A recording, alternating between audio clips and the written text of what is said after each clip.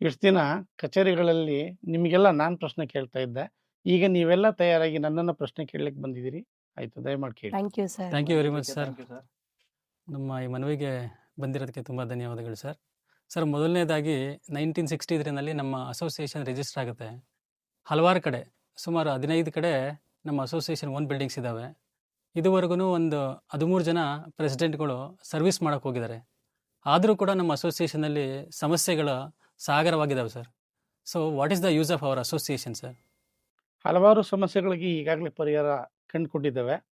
ಎಲ್ಲ ಸಮಸ್ಯೆಗಳಿಗೂ ಒಮ್ಮೆಗೆ ಪರಿಹಾರ ಕಂಡುಕೊಳ್ಳೋಕ್ಕಾಗಲ್ಲ. ಹಂತವಾಗಿ ನಾವು ಪರಿಹಾರಗಳನ್ನು ಕಂಡುಕೊಳ್ಬೇಕಾಗುತ್ತೆ.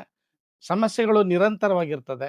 ನಾವು ಆದ್ಯತೆ ಮೇಲೆ ಯಾವುದ್ಯಾವ್ದು ಸಮಸ್ಯೆಗಳನ್ನು ನಾವು ಪ್ರಿಯಾರಿಟಿನಲ್ಲಿ ತಗೊಂಡು ಮಾಡ್ಕೊಳ್ಬೇಕಾಗತ್ತಲ್ಲ, ಅಂಥದಕ್ಕೆ ನಾವು ಪರಿಹಾರ ಕಂಡ್ಕೋತಾ ಬಂದಿದ್ದೀವಿ. ಇನ್ನು ಮುಂದೆ ಕೂಡ ಮಾಡಬೇಕಾಗಿದೆ. ಸರ್, ನಮ್ಮ ಅಸಿಸ್ಟೆಂಟ್ ಇಂಜಿನಿಯರ್ಗಳಿಗೆ ಒಂದು ದೊಡ್ಡ ಭೂತವಾಗಿ ಕಾಡ್ತಿದೆ ಈ ಡೈರೆಕ್ಟ್ AEE ರಿಕ್ರೂಟ್ಮೆಂಟು. ಇದರಿಂದಾಗಿ ನಾವು 10-15 ವರ್ಷ ಕಾಯ್ದು ಒಂದು ಉತ್ಸಾಹನೇ ಕಳ್ಕೊತಾ ಇದ್ದೀವಿ. ತಾವು ಪ್ರೆಸಿಡೆಂಟಾಗಿ ಆಯ್ಕೆಯಾಗಿ ಬಂದರೆ ಇದ್ರ ಬಗ್ಗೆ ತಾವು ಯಾವ ಥರ ಆ್ಯಕ್ಷನ್ ಪ್ಲ್ಯಾನನ್ನು ಹಾಕ್ಕೊಂಡಿದ್ದೀರಾ ಹೇಳಿ. ಈ ಡೈರೆಕ್ಟ್ ರಿಕ್ರೂಟ್ಮೆಂಟ್ AEE ಕೋಟನ್ನು ನಾವು ಕಡಿಮೆ ಮಾಡಿಸಿದ್ವಿ ಈ ಹಿಂದೆ. 2019ರಿಂದ 22ರ ಅವಧಿನಲ್ಲಿ ಶಿವಪ್ರಕಾಶ್ ಅವರು ಅಧ್ಯಕ್ಷರಾಗಿದ್ದಾಗ ಡೈರೆಕ್ಟ್ ರಿಕ್ರೂಟ್ಮೆಂಟ್ ಕೋಟ 25% ಇತ್ತು. ಅದನ್ನು ನಾವು 15% ನಾವು PR ಕೋಟಕ್ಕೆ ತೊಗೊಂಡಿದ್ದೀವಿ. ಆದ್ದರಿಂದ ನಮ್ಮ ಅಸಿಸ್ಟೆಂಟ್ ಇಂಜಿನಿಯರ್ಗಳಿಗೆ 45 ಇದ್ದಂಥ ಕೋಟ 60ಕ್ಕೆ ನಾವು ಏರಿಸ್ಕೊಂಡಿದ್ದೀವಿ. ಹಾಗಾಗಿ ಮತ್ತೊಮ್ಮೆ ನಾವು ಒಂದು ವೇಳೆ ನಮ್ಮ ತಂಡ ಅಧಿಕಾರಕ್ಕೆ ಬಂದಿದ್ದೇ ಆದಲ್ಲಿ ನಾವು ಇರ್ತಕ್ಕಂಥ 10% ಕೋಟನ ನಾವು ಕಡಿಮೆ ಮಾಡ್ಕೊಳ್ಳೋದಕ್ಕೆ ಅವಕಾಶ ಇದೆ. ನಮ್ಮ ಮೇಲೆ ಭರವಸೆ ಇಡಿ, ನಿರಾಸರಾಗಬೇಡಿ. ಸರ್, 2% ಅರಿಯರ್ಸ್ ಕೊಡಿಸ್ತೀವಿ ಅಂತೇಳಿ ಪ್ರೀವಿಯಸ್ ಪ್ರೆಸಿಡೆಂಟ್ ಕ್ಯಾಂಡಿಡೇಟು ಎಲ್ಲ ಹೇಳ್ಕೊಂಡು ಪ್ರಚಾರ ಮಾಡಿದ್ರು. ಯಂಗ್ ಇಂಜಿನಿಯರ್ಸ್ ಎಲ್ಲ 15 ಲಕ್ಷ 20 ಲಕ್ಷ ದುಡ್ಡು ಬರುತ್ತೆ, ನಮ್ಗೆ ಅರಿಯರ್ಸ್ ಬರುತ್ತೆ ಅಂತೇಳಿ ಮಿಸ್ಗೈಡ್ ಮಾಡಿದ್ರು ಲಾಸ್ಟ್ ಟೈಮು. ಸೊ ಅದ್ರ ಬಗ್ಗೆ ನಮಗೆ ಕ್ಲಾರಿಟಿ ಬೇಕು ಸರ್. ನಮ್ಮ ಯಂಗ್ ಇಂಜಿನಿಯರ್ಸ್ಗೆ ಅದರಿಂದ ಬೆನಿಫಿಟ್ ಆಗುತ್ತಾ ಅಥವಾ ಆಗಲ್ವಾ? ಆಗೋದಾದ್ರೆ ಯಾವ ಬ್ಯಾಚ್ವರೆಗೂ ಬೆನಿಫಿಟ್ ಆಗುತ್ತೆ ಅನ್ನೋದು ಬೇಕು. ಎಲ್ಲ ಇಂಜಿನಿಯರ್ಗಳಿಗೂ ಪಡ್ಕೊಳ್ಳೋದಕ್ಕೆ ಅವಕಾಶ ಇತ್ತು. ಇವರು ಸುಪ್ರೀಂ ಕೋರ್ಟ್ಗೆ ಹೋಗಿ ಸುಪ್ರೀಂ ಕೋರ್ಟಲ್ಲಿ ಸರಿಯಾದ ರೀತಿಯಲ್ಲಿ ಪ್ರೆಸೆಂಟ್ ಮಾಡದೆ, ವಾದ ಮಂಡನೆ ಮಾಡದೆ 1/4/2003ರಿಂದ 31/3/2010 ಒಳಗಡೆ ಇರ್ತಕ್ಕಂಥ ಇಂಜಿನಿಯರ್ಗಳಿಗೆ ಅವ್ರದ್ದು ಪರ್ಫಾರ್ಮೆನ್ಸನ್ನು ತಗೊಂಡು ಅವರಿಗೆ 2% ಕೊಡಿ ಅಂತ ಸುಪ್ರೀಂ ಕೋರ್ಟ್ ಆದೇಶ ಮಾಡಿದೆ. ಹಾಗಾಗಿ ಅವಕಾಶಗಳು ಕಡಿಮೆ ಇದೆ. ಸರ್, ತಾವು ತಮ್ಮೆಲ್ಲ ಭಾಷಣಗಳಲ್ಲೂ ಸರ್, ತಾವು 98 ಬ್ಯಾಚು, ಅದೃಷ್ಟದ ಬ್ಯಾಚು, 5 ವರ್ಷಕ್ಕೆ ಪ್ರಮೋಷನ್ ಆಯಿತು ಅಂತ ತಾವು ಹೇಳ್ತಿದ್ದೀರಾ. ಸರ್, ನಾವು ಸರ್ 2010ನೇ ಬ್ಯಾಚು ಅಸಿಸ್ಟೆಂಟ್ ಇಂಜಿನಿಯರ್ಸು. ಸೊ ನಮಗೆ ಈ ಥರ ಅದೃಷ್ಟ ಯಾವಾಗ ಒಲಿದು ಬರುತ್ತೆ ಸರ್? ಕರೆಕ್ಟ್, ಸತ್ಯ. ನಾನು ಕೂಡ ಅದರ ಬೆನಿಫಿಷಿಯರು. ನಾನು 5 ವರ್ಷಕ್ಕೆ ನಾನು AEE ಪ್ರಮೋಷನ್ ತಗೊಂಡೆ. ನನ್ನ ನಂತರ 2003ನೇ ಬ್ಯಾಚ್ವರೆಗೂ ಕೂಡ ಅದೇ ಥರ ಸಿಕ್ತು.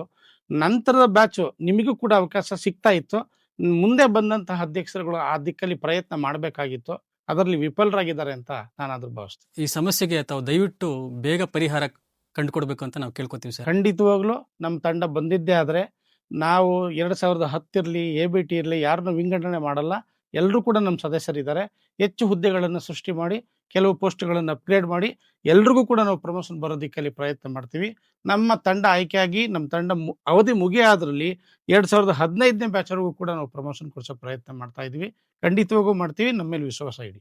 ಸರ್, ನಮ್ಮ ಲೇಡಿ ಇಂಜಿನಿಯರ್ಸ್ಗೆ ವಿಮೆನ್ಸ್ ಡೇ, ಸ್ಪೋರ್ಟ್ಸ್ ಡೇ ಅಂತ ಕಲ್ಚರಲ್ ಆ್ಯಕ್ಟಿವಿಟೀಸ್ಗೆ ಮಾತ್ರ ಸೀಮಿತ ಆದಂಗೆ ಕಾಣಿಸ್ತಾ ಇದೆ. ಆದರೆ ನಮ್ಮ ಸೇಫ್ಟಿ ಬಗ್ಗೆ, ಸೆಕ್ಯೂರಿಟಿ ಬಗ್ಗೆ, ವೆಲ್ಫೇರ್ ಬಗ್ಗೆ ನೀವು ಏನು ಮಾಡ್ತಿದ್ದೀರಾ ಸರ್? ಏನು ಮಾಡ್ತೀರಾ? ನಮ್ಮ ತಂಡ ಅಧಿಕಾರಕ್ಕೆ ಬಂದಿದ್ದೇ ಆದರೆ ಅವ್ರಿಗೆ ಅಗತ್ಯವಾಗಿ ಏನು ಮೂಲಭೂತ ಸೌಕರ್ಯಗಳು ಬೇಕಿದೆಯೋ ಅದನ್ನೆಲ್ಲ ಪ್ರೊವೈಡ್ ಮಾಡೋದಕ್ಕೆ ಪ್ರಯತ್ನ ಮಾಡ್ತೀವಿ. ಇವಾಗಲೂ ಸರ್ ರೂರಲ್ ಕಡೆ ಸೆಕ್ಷನ್ ಆಫೀಸ್ಗಳಲ್ಲಿ ಬೇಸಿಕ್ ಫೆಸಿಲಿಟಿ ಆದಂಥ ಟಾಯ್ಲೆಟ್ಗಳು ಫೆಸಿಲಿಟಿ ಇಲ್ಲ. ಇದು ನಮ್ಮ ಮೂಲಭೂತವಾದಂಥ ಹಕ್ಕು. ಇದನ್ನು ಮಾಡಲಿಕ್ಕೆ ಇಷ್ಟು ವರ್ಷ ಬೇಕಾ ಸರ್? ಈ ಹಿಂದೆ ನಾರ್ಮಲಿ ನಮ್ಮ ಇಲಾಖೆಯಲ್ಲಿ ಲೇಡಿ ಇಂಜಿನಿಯರ್ಸ್ ತುಂಬ ಕಡಿಮೆ ಇರ್ತಾ ಇದ್ರು. ಹಾಗಾಗಿ ಅವಕಾಶ ಮಾಡಿರಲಿಲ್ಲ. ಈಗ ಹೆಚ್ಚು ಹೆಚ್ಚು ಬರ್ತಾ ಇರೋದ್ರಿಂದ ಅವಶ್ಯಕತೆ ಇದೆ, ಅವಕಾಶ ಮಾಡಬೇಕಾಗಿದೆ. ಮ್ಯಾನೇಜ್ಮೆಂಟ್ ಜೊತೆ ಮಾತಾಡಿ ಅದನ್ನು ಕೂಡ ನಾವು ಮಾಡಿಸ್ಕೊಡೋ ಪ್ರಯತ್ನ ಮಾಡ್ತೀವಿ. ಸರ್, ಅನ್ಎಕ್ಸ್ಪೆಕ್ಟೆಡ್ ರೀಸನ್ಗೆ ಆಕ್ಸಿಡೆಂಟ್ಗಳಾಗ್ತವೆ ಸರ್. ಈ ಥರ ಆಕ್ಸಿಡೆಂಟ್ ಆದಾಗ ಅಸಿಸ್ಟೆಂಟ್ ಇಂಜಿನಿಯರ್ ಮೇಲೆ FIR ಆಗ್ತವೆ, ಎನ್ಕ್ವೈರಿ ಆಗ್ತವೆ. ಈ ಥರ ಎಲ್ಲ ಸಮಸ್ಯೆಗಳನ್ನು ನಾವೇ ಫೇಸ್ ಮಾಡ್ತಾ ಇದ್ದೀವಿ ಸರ್. ಇವನ್ ನಾನು ಕೂಡ ಒಂದು ಆಕ್ಸಿಡೆಂಟ್ ಫೇಸ್ ಮಾಡಿದ್ದೀನಿ. ಸೊ ನನ್ನ ಸಮಸ್ಯೆಗೆ ನಾನೇ ಸ್ವಂತ ಇದರಲ್ಲೇ ನಾನು ಪರಿಹಾರ ಕಂಡುಕೊಂಡಿದ್ದೀನಿ. ಸೊ ತಾವು ಅಧಿಕಾರಕ್ಕೆ ಬಂದರೆ ಇದಕ್ಕೆ ಯಾವ ರೀತಿ ಪರಿಹಾರ ಒದಗಿಸ್ಕೊಡ್ತೀರಾ? ಯಾರೂ ಕೂಡ ಉದ್ದೇಶಪೂರ್ವಕವಾಗಿ ಆಕ್ಸಿಡೆಂಟ್ ಆಗಲಿ ಅಂತ ನಮ್ಮಲ್ಲಿ ಯಾರು ಬಯಸಲ್ಲ. ಅದು ಅಚಾನಕ್ಕಾಗಿ ಆಕ್ಸಿಡೆಂಟ್ ಆಗುತ್ತೆ. ಹಾಗಾಗಿ ನೇರವಾಗಿ ಅವರು FIR ಮಾಡೋದಾಗಲಿ ಇತ್ಯಾದಿಗಳನ್ನು ಮಾಡಬಾರ್ದು. ಅದಕ್ಕೆ ನಾವು ರಾಜ್ಯ ಸರ್ಕಾರದ ಜೊತೆ ಚರ್ಚೆ ಮಾಡಿ ಸಾಮೂಹಿಕವಾಗಿ ಒಂದು OM ಹಾಕ್ಸೋ ಪ್ರಯತ್ನ ಮಾಡ್ತೀನಿ. ತನಿಖೆ ಆದ ನಂತರ ಅದರಲ್ಲಿ ಪ್ರೂವ್ ಆದರೆ ಮಾತ್ರ ಅವ್ರ ಮೇಲೆ FIR ಆಗಲಿ ಮುಂದಿನ ಕ್ರಮ ಕೈಗೊಳ್ಳೋದಕ್ಕೆ ಅವಕಾಶಗಳಿದೆ. ಈಗ ಯಾವುದೇ ತನಿಖೆ ಆಗೋಕ್ಕೂ ಮುಂಚೆ ಅವ್ರ ಮೇಲೆ FIR ಆದರೆ ನಮ್ಮ ಅಸಿಸ್ಟೆಂಟ್ ಇಂಜಿನಿಯರ್ ಮಾನಸಿಕ ಸ್ಥೈರ್ಯವನ್ನು ಕುಗ್ಗುತ್ತೆ. ಹಾಗಾಗಿ ಅದಕ್ಕೆ ನಾವು ಬಿಡಲ್ಲ. ನಾವು ಸರ್ಕಾರ ಮಟ್ಟದಲ್ಲಿ ಮಾತಾಡಿ 3-4 ತಿಂಗಳ ಒಳಗಡೆ ಮೊದಲನೇ ಪ್ರಯತ್ನ ಅದನ್ನು ನಾನು ಮಾಡಿ ಒಂದು OM ಹಾಕ್ಸ್ಕೊಡ್ತೀನಿ. ಇದಕ್ಕೆ ಅಡಿಷ್ನಲ್ ಆಗಿ ಸೇಫ್ಟಿ ಟ್ರೈನಿಂಗು ಇಂಪಾರ್ಟೆಂಟ್ ಆಗುತ್ತೆ ಸರ್. ನಮ್ಮಲ್ಲಿ ಸೇಫ್ಟಿ ಅವೇರ್ನೆಸ್ ಇಲ್ಲದೆ ಇರೋದಕ್ಕೆ ಜನಗಳು ಸತ್ತು ಹೋಗ್ತಾ ಇದ್ದಾರೆ. ಇವಾಗ ತಾನೇ ಜಾಯ್ನ್ ಆಗಿರ್ತಾರೆ, ಅವೇರ್ನೆಸ್ ಇಲ್ಲದೆ ಅವರು ಆಗ್ತಾ ಇದ್ದಾರೆ. ಹಾಗಾಗಿ ಈ ಟ್ರೈನಿಂಗನ್ನು ತಾವು ಇಂಪ್ರೂವ್ ಮಾಡೋದ್ರ ಬಗ್ಗೆ ಏನು ಮಾಡ್ತೀರಾ? ಖಂಡಿತವಾಗೂ ಮ್ಯಾನೇಜ್ಮೆಂಟಲ್ಲಿ ಆ ಟ್ರೈನಿಂಗು ಕೂಡ ನಾವು ಕಾಲಕ್ಕೆ ನಾವು ಮಾಡೋದಕ್ಕೆ ಪ್ರಯತ್ನ ಮಾಡ್ತೀವಿ. ಜೊತೆಗೆ ನಾವು ಪ್ರತಿ ವಾರ ಸೋಮವಾರ ದಿನ ನಮ್ಮ ಎಲ್ಲ ಸಬಾರ್ಡಿನೇಟ್ಸ್ಗಳ ಜೊತೆ ನಾವು ಅದನ್ನು ಚರ್ಚೆ ಮಾಡಿ ಅದನ್ನೆಲ್ಲ ಕಂಟಿನ್ಯೂ ಆಗಿ ಮಾಡ್ಕೊಂಡು ಬರ್ತಾ ಇದ್ದಾರೆ. ಮುಂದೆ ನಾವು ಹೆಚ್ಚಿನ ಪ್ರಯತ್ನ ಮಾಡ್ತೀವಿ. ಸರ್ ಇದ್ರೊಟ್ಟಿಗೆ ಇದು ಆಕ್ಸಿಡೆಂಟ್ ಏನಕ್ಕಾಗುತ್ತೆ ಅಂದರೆ ಮೆಜಾರಿಟಿ ಆಫ್ ದ ಕೇಸಸಲ್ಲಿ ಸ್ಟ್ರೆಸ್ ಮ್ಯಾನೇಜ್ಮೆಂಟ್ ಸರ್. ತುಂಬ ಪ್ರೆಷರ್ ಇರುತ್ತೆ. ಕರೆಂಟ್ ಹೋದಾಗ ಪಬ್ಲಿಕ್ಸ್ ಫೋನ್ ಮಾಡ್ತಾ ಇರ್ತಾರೆ, ಮಿನಿಸ್ಟರ್ಸು, ಕಾರ್ಪೊರೇಟ್ ಆಫೀಸರ್ಸು. ಸೊ ಸುಮಾರು ಫೋನ್ ಕಾಲ್ಸ್ ಬರ್ತಾ ಇರುತ್ತೆ. ಸೊ ಇದರಿಂದ ನಮಗೆ ಮುಕ್ತಿ ಸಿಗಬೇಕು ಅಂದರೆ ಸ್ಟ್ರೆಸ್ ಮ್ಯಾನೇಜ್ಮೆಂಟಲ್ಲಿ ಒಂದಿಷ್ಟು ಟ್ರೈನಿಂಗ್ಸು ತಾವು ಮಾಡಿಸಿದ್ದೇ ಆದಲ್ಲಿ ನಮ್ಮ ಇಂಜಿನಿಯರ್ಸ್ಗಳಿಗೆ ಸ್ವಲ್ಪ ಸ್ಟ್ರೆಸ್ ಕಮ್ಮಿ ಆಗುತ್ತೆ. ಸೊ ನಾರ್ಮಲ್ ಆಗಿ ನಾವು ಲೈನ್ ಕ್ಲಿಯರ್ ಮತ್ತೊಂದನ್ನ ಹ್ಯಾಂಡಲ್ ಮಾಡ್ಬೋದು ಸರ್. ಖಂಡಿತವಾಗಿ ಇದನ್ನ ಮ್ಯಾನೇಜ್ಮೆಂಟ್ ಮಟ್ಟದಲ್ಲಿ ಬೋರ್ಡಲ್ಲಿ ಚರ್ಚೆ ಮಾಡಿ ನಮಗೆ ಅಗತ್ಯವಾಗಿರೋ ಟ್ರೈನಿಂಗ್ ಅನ್ನು ಕೊಡಿಸೋದಕ್ಕೆ ಪ್ರಯತ್ನ ಮಾಡೋದ್ರ ಜೊತೆಗೆ ನಾವು ಅಸೋಸಿಯೇಷನ್ ಅಲ್ಲೂ ಕೂಡ ಎವ್ರಿ 3 months ಆರ್ 6 months ಒಂದ್ಸರಿ ಈ ದಿಕ್ಕಲ್ಲಿ ನಾವು ಸಾಮೂಹಿಕವಾಗಿ ಟ್ರೈನಿಂಗ್ ಕೊಡೋ ಪ್ರಯತ್ನ ನಮ್ಮ ಅಸಿಸ್ಟೆಂಟ್ ಇಂಜಿನಿಯರ್ಗಳು ಮಾಡ್ತೇವೆ. ಸರ್, ನಮಗೆ ಮೆಡಿಕಲಲ್ಲಿ ಕ್ಯಾಶ್ಲೆಸ್ ಮೆಡಿಕಲ್ ಫೆಸಿಲಿಟಿ ಮಾಡಿಕೊಡೋದ್ರಿಂದ ತುಂಬ ಅನುಕೂಲ ಆಗುತ್ತೆ. ಸ್ಪೆಷಲಿ ನಾವು ಇವಾಗ ಲೇಡೀಸ್ ಆಗಿ ನಾವು ಮೆಟರ್ನಿಟಿ ಲೀವ್ಗೆ ಹೋಗ್ತೀವಿ, ಅಲ್ಲಿ ನಮಗೆ ಬಿಲ್ಲು ಲಕ್ಷಗಟ್ಟಲೆ ಆಗುತ್ತೆ. ಬಟ್ ನಮಗೆ ಕ್ಲೇಮ್ ಆಗೋದು ಕೇವಲ 10-15 ಸಾವಿರ. ಇವಾಗಿನ ಒಂದು ಎಕ್ಸ್ಪೆನ್ಸಿವ್ ಯುಗದಲ್ಲಿ ನಾವು ಇನ್ನೂ ಅಪ್ಡೇಟ್ ಆಗ್ತಾ ಇಲ್ಲ. ಇದನ್ನು ಅಪ್ಡೇಟ್ ಮಾಡೋದ್ರ ಬಗ್ಗೆ ನಿಮ್ಮ ಪ್ರಯತ್ನ ಏನು ಸರ್? ಅಗತ್ಯವಾಗಿ ಈ ಕ್ಯಾಶ್ಲೆಸ್ ಮೆಡಿಕಲ್ ಫೆಸಿಲಿಟೀಸ್ ನಮ್ಮ ಸದಸ್ಯರಿಗೆ ಬೇಕಿದೆ. ಇದು 2017ರಲ್ಲಿ ನಮ್ಮಲ್ಲಿ ಪೇ ಸ್ಕೇಲ್ ಆದಾಗ ಕೂಡ ಅದಕ್ಕೆ ಅವಕಾಶ ಮಾಡಿಕೊಟ್ಟಿದ್ದಾರೆ. ಅದಕ್ಕೊಂದು ಕಮಿಟಿ ಮಾಡಿ ಆ ಕಮಿಟಿ ರಿಪೋರ್ಟ್ ಕೊಟ್ಟ ನಂತರ ನಮ್ಮಲ್ಲಿ ಇಂಪ್ಲಿಮೆಂಟ್ ಮಾಡ್ತಾ ಇದ್ರು. ಈಗ 2022ರ ಪೇ ಸ್ಕೇಲಲ್ಲೂ ಕೂಡ ಅದು ಸೇರಿದೆ. ನಮ್ಮ ಅವಧಿನಲ್ಲಿ 6 ತಿಂಗಳು ಅಥವಾ 1 ವರ್ಷದೊಳಗಡೆ ಇದನ್ನು ನಾನು ಇಂಪ್ಲಿಮೆಂಟ್ ಮಾಡೋದಕ್ಕೆ ಪ್ರಯತ್ನ ಮಾಡ್ತೀನಿ. ಇದು ಅಗತ್ಯವಾಗಿ ಬೇಕಿದೆ ಎಲ್ಲ ಸದಸ್ಯರುಗಳಿಗೂ.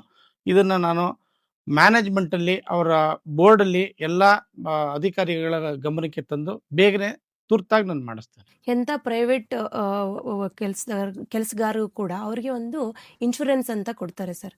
ನಮ್ಮಲ್ಲಿ ಇಲ್ಲದೆ ಇರೋದಕ್ಕೆ ನಾವು ಪ್ರೈವೇಟ್ ಇನ್ಶೂರೆನ್ಸ್ ಏಜೆನ್ಸಿಗಳ ಹಿಂದೆ ಹೋಗಬೇಕಾಗಿದೆ. ಹಾಗಾಗಿ ಇದು ತ್ವರಿತವಾಗಿ ಆಗುವಂಥ ಒಂದು ನಿರೀಕ್ಷೆ ನಮಗೆ ಇದೆ ಸರ್ ನಿಮ್ಮ ಮೇಲೆ. ನಮ್ಮಲ್ಲಿ ಮೇಂಟೆನೆನ್ಸ್ ಸ್ಟಾಫಿಗೆ ಈಗಾಗಲೇ ನಮ್ಮ ಬೋರ್ಡಲ್ಲಿ ಗ್ರೂಪ್ ಇನ್ಶೂರೆನ್ಸ್ ಅಂತ ಇದೆ, ನಮ್ಮ ಅಧಿಕಾರಿ ವರ್ಗಕ್ಕಿಲ್ಲ.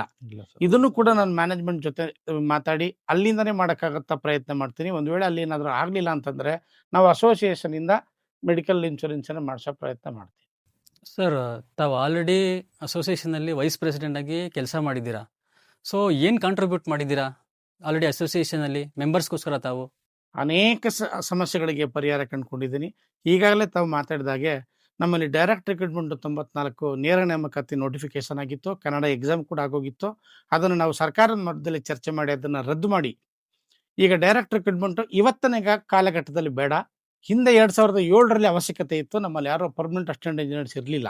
ಆದರೆ ಇವಾಗ ಅನೇಕ 1800ಕ್ಕೂ ಹೆಚ್ಚು ಅಸಿಸ್ಟೆಂಟ್ ಇಂಜಿನಿಯರ್ ಇರೋದ್ರಿಂದ ಇವರ ಸೇವೆಯನ್ನೇ ಬಳಸ್ಕೊಂಡು ಇವ್ರ ಹತ್ರ ನಾವು ಹೆಚ್ಚಿನ ಎಫಿಷಿಯನ್ಸಿಯನ್ನು ನಿರೀಕ್ಷೆ ಮಾಡ್ಬೋದು ಅಂತೇಳಿ ಮ್ಯಾನೇಜ್ಮೆಂಟ್ ಜೊತೆ ಚರ್ಚೆ ಮಾಡಿ ಆ ಡೈರೆಕ್ಟ್ ರಿಕ್ರೂಟ್ಮೆಂಟನ್ನು ರದ್ದು ಮಾಡಿ ಅವ್ರಿಗೆ 25% ಕೋಟಾ ಇದ್ದಿದ್ದನ್ನು 15% ನಮ್ಮ ಗ್ರ್ಯಾಜುಯೇಟ್ ಕೋಟಾಗೆ ತಗೊಂಡು ನಮ್ಮ ಗ್ರ್ಯಾಜುಯೇಟ್ ಅಸಿಸ್ಟೆಂಟ್ ಇಂಜಿನಿಯರ್ಗಳಿಗೂ ಕೂಡ ಪ್ರಮೋಷನ್ ಆಪರ್ಚುನಿಟಿ ಬರೋದಕ್ಕೆ ಕಾರಣಕರ್ತರಾಗಿದ್ದೀವಿ. ಹಿಂದೆ ಕಂಪನಿ ವೈಸ್ ರಿಕ್ರೂಟ್ಮೆಂಟ್ ನಡೀತಾ ಇತ್ತು. 505 assistant engineer company wise recruitment ಕೂಡ ಈ ಡೈರೆಕ್ಟ್ ರಿಕ್ರೂಟ್ಮೆಂಟ್ ನೋಟಿಫಿಕೇಶನ್ ಜೊತೆ ಬಂದಿತ್ತು. ಅದನ್ನು ಕೂಡ ನಾವು ರದ್ದು ಮಾಡಿ ನಾವು ಕಂಪನಿ ವೈಸ್ ರಿಕ್ರೂಟ್ಮೆಂಟ್ ಬೇಡ, ನಾವು KPTCL ಮಾತ್ರ ರಿಕ್ರೂಟ್ಮೆಂಟ್ ಮಾಡಬೇಕಂತೇಳಿ ಮ್ಯಾನೇಜ್ಮೆಂಟ್ ಜೊತೆ ಚರ್ಚೆ ಮಾಡಿ KPTCL ಮಾತ್ರ ರಿಕ್ರೂಟ್ಮೆಂಟ್ ಮಾಡಿದ್ದೀವಿ. 2022ರಲ್ಲಿ ನೋಟಿಫಿಕೇಶನ್ ಆಗಿ 2024ರಲ್ಲಿ ಎಲ್ಲ ಅಪಾಯಿಂಟ್ ಆಗಿ ಬಂದಿದ್ದಾರೆ ಎಲ್ಲ ನಮ್ಮ ಸ್ನೇಹಿತರುಗಳು. ಇದು ಕೂಡ ನಮ್ಮ ಪ್ರಯತ್ನನೇ. ನಾನು ಆಗಿದ್ದಂತಹ ಅಧ್ಯಕ್ಷರ ಜೊತೆ ನಾನು ಕೂಡ ಕೈ ಜೋಡಿಸಿ ಅವರಿಗೆ ಹೆಗಲು ಕೊಟ್ಟು ಅನೇಕ ಕೆಲಸಗಳೆಲ್ಲ ನಾನು ಕೂಡ ತೊಡಗಿಸ್ಕೊಂಡಿದ್ದೀನಿ. ನನ್ನಂತೆ ನಮ್ಮ ಇನ್ನೂ ಸ್ನೇಹಿತರುಗಳೆಲ್ಲ ಇದ್ದಾರೆ. ಹೈದ್ರಾಬಾದ್ ಕರ್ನಾಟಕ ಇಂಪ್ಲಿಮೆಂಟೇಷನ್ ಆಗಿರ್ಬೋದು, ಕಾಮನ್ ಸೀನಿಯರಿಟಿ ಆಗಿರ್ಬೋದು, ಪೇ ಸ್ಕೇಲ್ ಆಗಿರ್ಬೋದು, ಇದೆಲ್ಲ ಕೆಲಸಗಳ ಜೊತೆಗೆ ನಾನು ನಮ್ಮ ಅಧ್ಯಕ್ಷರ ಜೊತೆ ಭಾಗಿಯಾಗಿ ಅವರಿಗೆ ಸಹಾಯ ಮಾಡ್ಕೊಂಡು ಬಂದಿದ್ದೀನಿ. ಅದ್ರ ಜೊತೆಗೆ ಇನ್ನೂ ಅನೇಕ ಕೆಲಸಗಳಿದೆ. ತಮ್ಮ ಮುಂದಿನ ಪ್ರಶ್ನೆಗಳೆಲ್ಲ ಅದನ್ನು ಹೇಳ್ತೀನಿ.